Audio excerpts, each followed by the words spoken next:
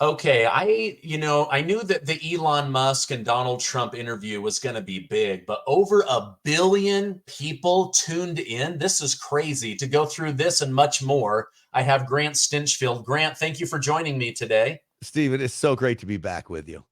So tell me your thoughts on this Donald Trump, Elon Musk interview. It gets 1 billion views. What were some of the highlights that stuck out to you? And then I want to talk about the European Union overextending their authority and trying to come after our freedom of speech.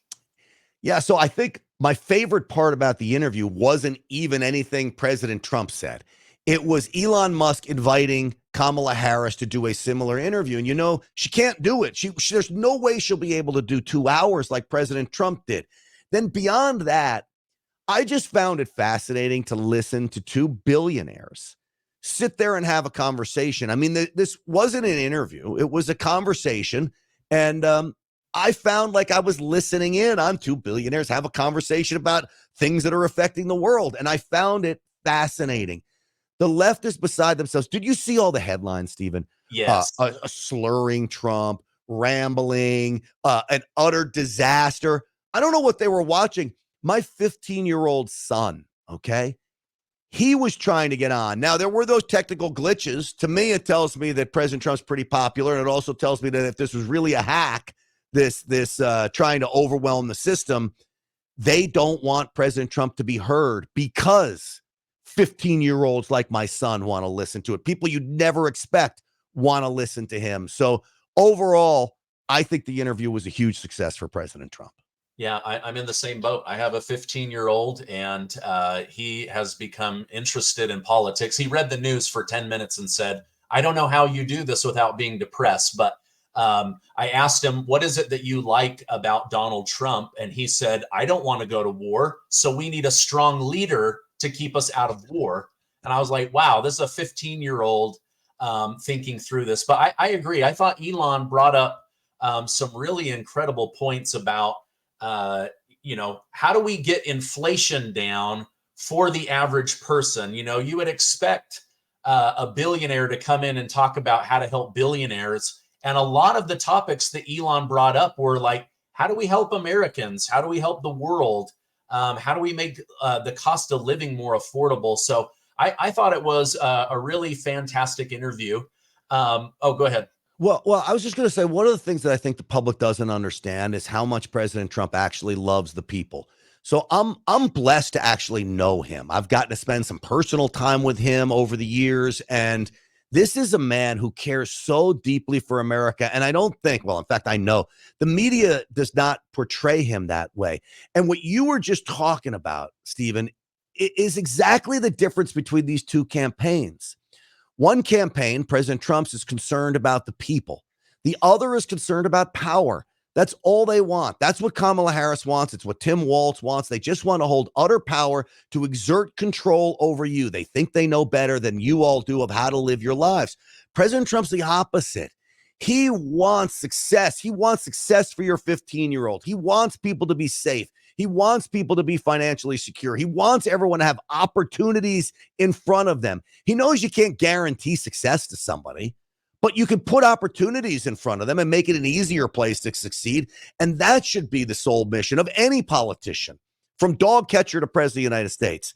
Try to come up with ways to make it easier for people to find ways for their own success. Yeah, I agree. I've been very, very disturbed by this power that the United Kingdom and the European Union are now trying to exert over Americans. I saw that they're threatening to extradite Elon Musk for talking about transgender issues, which is offensive to the United Kingdom. They're also going after J.K. Rowling, the author of Harry Potter, for having an opinion that differed. Like they're now, the European Union is trying to tell Twitter or X, you can't allow this stuff. There's no such thing as freedom of speech. And if America is going to break the rules of Europe, then we're going to start having you guys brought to Europe and you'll sit in jail for 10, 20, 30 years. What are your thoughts on Europe trying to control us? think about what you're laying out there. It's a scenario that no matter what country you're in, if the globalists, and let's face it, that's who it is, if they don't agree or like what you're doing, they'll have you arrested and extradited to stand trial, which I'm sure would be a sham trial, and ultimately thrown in prison. This is about a giant, and this is their words. This is not my words, but when you talk about a new world order, it's straight out of the mouths of Klaus Schwab. So when you think about that, and then you think about any country that would give up sovereignty, so you take any one of these countries that's members of the European Union, how do you come to the conclusion that it's better that people from other countries get together and decide what's best for the people of Great Britain, or decide what's best for the people of Italy, or decide what's best for any of these European nations? We're Americans. We know what's best for Americans. I don't want the European Union. I don't want the United Nations. I don't want the World Health Organization. I don't want the World Economic Forum. I don't want anybody deciding what's best for us other than us. That's called sovereignty. So anything that comes out of the EU, truthfully, I think you throw it straight in the trash, because their whole premise of what formed them is flawed. Yeah. My worry, though, is the Kamala Harris Biden administration. They're not pushing back on this. They don't seem to care. I mean, I think it's worse than that, Stephen. I think they want it. They agree with this kind of nonsense. They want to give up our sovereignty. Yeah, it's insane to me. Like these people are so socialist, communist thinking that they have forgotten that it's our God-given right as Americans to say what we want, even if it's about the government. Yeah. Like that's what makes America powerful, is that we have the right to push back on stupidity. And that's what we're being flooded with, is stupidity. You know, I don't know if you saw this, this story that came out. The Harris campaign is using Google ads, and they're using news stories, and they're changing the headlines to make them pro headlines, but it looks like it's an AP news story or a New York Times or a USA Today story, which I'm sure is positive headlines already for the Harris campaign, but they're making it even more positive. That is quintessential fake news. And they talk about disinformation and lies, and we're the purveyors of that, all of us evil conservatives. This is exactly everything they try to level on us or lay on us is exactly what they do. So if they criticize a conservative for something, you better believe it's going to be exactly what they're doing, changing headlines, and yet Google allows it, okay, and says, no, it's well within the terms of our service. You think if you or I did that, Google would allow it? Not a chance. Yeah. Not a chance. Yeah, just to give further context to my audience, because I believe that they are tricking people. If you go to Google right now and you search Trump or Kamala Harris or something, these articles will pop up with a really positive headline, like, you know, Kamala Harris gets chocolate milk in all junior high, like some crazy, wacky, she's the best. And then very tiny print, it will say sponsored ad. Mm-hmm. And they are literally faking the good news about Kamala Harris in order to trick people. We also know that for about 10 days until it was exposed, anytime you searched Trump, it would bring up a Kamala article. If you tried to look up the Trump assassination information, it would talk to you about President Truman instead of President Trump. Like all of this data manipulation in order to control your mind, our audiences need to be aware of that. That's election engineering to the worst form of it, because when you control the flow of information, let's face it, Google really does control the flow of information in America. I mean, everybody goes to Google, even big conservatives. They might say they don't, but everybody goes to Google. My website, just to give you an example, I'm a little guy on the conservative scene, right? My website, if you were to type in Grant Stinchfield website, do you know on Google up until just a few days ago, it would not come up anywhere. GrantStinchfield.com, by the way, it would not come up. But if you go to Bing or Yahoo or DuckDuckGo, it was the #1 search result for Grant Stinchfield website. So I started complaining about this on every podcast I could go on. I complained on the Real America's Voice show, on my podcast. And then lo and behold, a few days ago, now it comes up like the 3rd or 4th. I didn't change anything at all, but they're under fire for this stuff now. And I think maybe they're realizing it. They're trying to change some things to make it look like they're trying now. But I'm telling you, Stephen Gardner, they are not changing a thing. These people are the most devious individuals imaginable, the Meta folks and Google folks. Yeah, no, I completely agree.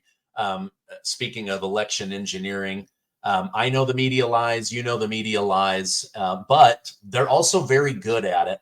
What would you say to those that feel Kamala Harris could win based off the deep state and the Mockingbird media just cramming her down our throats? And what do you think Donald Trump needs to focus on most in order to win the Electoral College? So I've told people that right now I'm concerned about a Harris victory. I do believe President Trump is in a good spot to win, and I do believe he should win if we do everything right now. But make no mistake, Kamala Harris can win this. Where I didn't think Joe Biden could win, even with the cheating, I thought we were in such good shape over him. I had said when Joe Biden was still in the race that President Trump was in the best spot he's ever been in running for office. I can't say that now.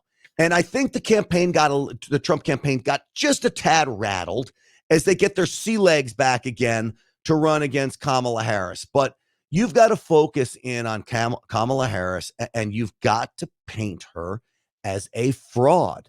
So she is fake. Everything she has done is fake. When she claims that she has all these newfound moderate ideas, look, she stole Trump's no tax on tips. She just hijacked it.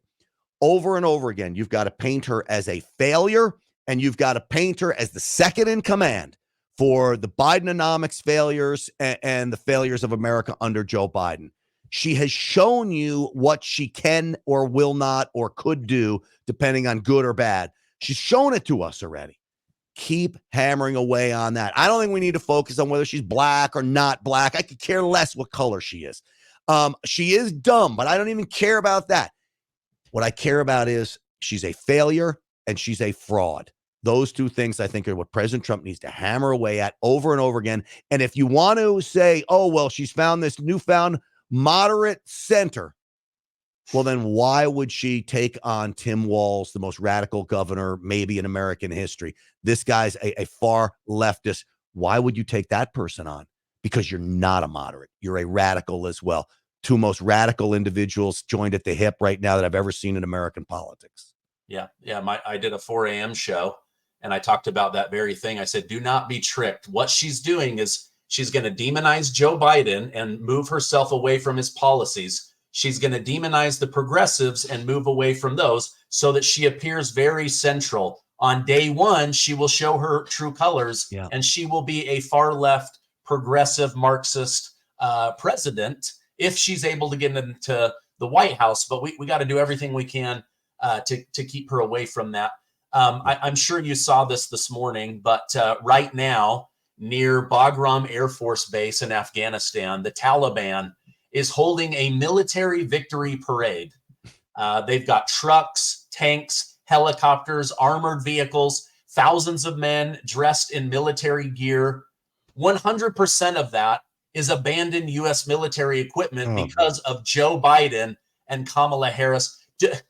Do we ever get any kind of accountability on this, or do we just get this rubbed in our face every single year? You know, I don't think there'll ever be accountability on it, just like there wasn't accountability for the pandemic and what happened there. And there's no accountability for the open borders, and there's no accountability for skyrocketing crime in America. And this Afghanistan debacle, I think, you know, you asked what President Trump needs to do. You take that parade, start pushing that everywhere, make that a topic of conversation, and keep bringing those Gold Star families everywhere you go from Afghanistan, and talk about the loved ones so that they now will never see again because of this botched withdrawal. And Joe Biden, if you remember, had the gall to say no one died on my watch. Meanwhile, he had all those service members in Afghanistan die. That is Kamala Harris's problem. She was part of that. You just have to keep hammering away. This is not an outsider. This is how great the media is. In the most swift fashion I've ever seen it. They've now transformed her into some kind of an outsider. Like because she doesn't look like Joe Biden, right? Joe Biden looks like the quintessential Washington insider. Kamala Harris doesn't. She doesn't look like him. So now they say, well, because she doesn't look like him, she's an outsider and she's going to change Washington. She's the most quintessential insider as well. All she is transactional. All she cares about is power. Whatever she can do to garner power, she is going to do it. Yeah.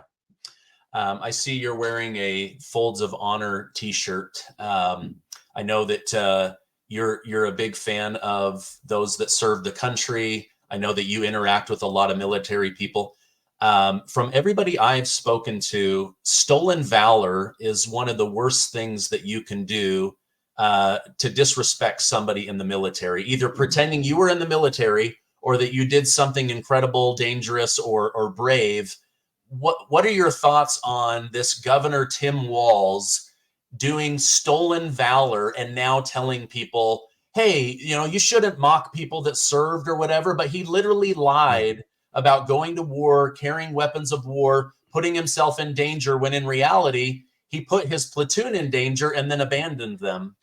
So I've often said, even to criticism, that just because you served doesn't give you a pass on being an asshole. Okay. It doesn't give you a pass. I don't know if you remember, I had a viral moment when I was on Newsmax. Cut him off now. Cut him off now. It was a veteran that was blaming Trump for Biden's Afghanistan withdrawal. And the left came after me. How could I say, cut this guy off and just cut him off the show? Because he's a veteran. But if he wasn't a veteran, I couldn't have do that when he was being very disrespectful and all these things. So I would offer this up. If you claim to be a command sergeant major, you better be a command sergeant major. He's not. He was demoted from one. He held that position, I believe, for 45 days. He didn't finish his schooling. He retired, and they demoted him. So he's not a command sergeant major now. So don't call yourself one. He never corrects anybody on that. The other is, don't tell people you served in battle if you didn't. Now, I respect 24 years of service or 20 plus years of service, whatever it was. I respect that. And I don't care whether you went into battle or didn't go into battle. If you put a flag on your shoulder and you're willing to do it and you know that's a possibility, you have my utmost respect. I will bow to you. But don't stand there and say you're going to take my AR-15 away and I shouldn't have the guns that you went to war with. That was his claim. Well, you didn't go to war with that. You didn't fight there. That is stolen valor. Not to be confused with what the media is doing. And I want everyone here to listen to me very carefully. The media is trying to confuse that somehow we're claiming the stolen valor is that he retired 2 months before his deployment to Iraq, and this is the big issue. That's an issue that he knew about it. It seems the evidence is that he did, and he abandoned his troops before going. But you're in for 24 years. You want to retire before you go over. Okay. That's not the stolen valor. But the media is saying, look, this is not stolen valor. And they talk about that, and they don't talk about the other two things I just mentioned. The other two things I mentioned are what the stolen valor is. The him abandoning his troops before they left is just him being a jerk. Yeah. I think VP candidate J.D. Vance summed it up best when Dana Bash over at CNN tried to do a gotcha on live TV. Well, Donald Trump didn't serve in the military, so why would you say this? And he said, yes, but he never lied about it. And that is the difference between Trump and Tim Walz, is that Tim Walz lied about it. Yeah. That is the big deal. Grant, I know that we are up against time. I appreciate you coming on. I want to push some people to your YouTube channel. You're getting traction and growing like crazy. So I'm going to do that. What is the name of the channel? But I will also put a direct link. Stinchfield Speaks. Stinchfield Speaks is the name of the channel. And dude, the last time you did this, I got like 1,000 subscribers for this. So I'm so grateful, because YouTube has been a real challenge for me. And this just goes to show you the power that you have. You have such a loyal fan base and listeners. I love that you are continuing to just climb and go on a rocket ship doing this. There is so much strength in numbers, Stephen, that we do stuff like this together, and it's great. And you're doing a fabulous job. And I wanted to thank all your listeners for giving me a little support too. Thank you. Yeah, no, it's you are worthy of following. You've got great ideas, which is why I like having you on the show. I'm also going to put a direct link to your X account so that people can follow you there as well. Grant, thank you so much for coming on. I hope you have a great rest of your day. Buddy, thank you so much. I appreciate you.